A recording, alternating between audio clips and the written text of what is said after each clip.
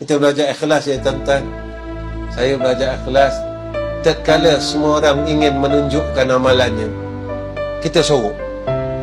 Sebab Allah terlalu kasih bagi orang yang menyembunyikan amalannya. Kita belajar sorok ya tuan-tuan. Ramadan tahun ni tak payahlah nak tunjukkan kita baca Quran, nak tunjukkan kita pergi sembahyang tarawih, nak tunjukkan kita pergi bersedekah. Kita sembunyi-sembunyikanlah. Dah banyak tahun dah kita tunjuk dengan orang.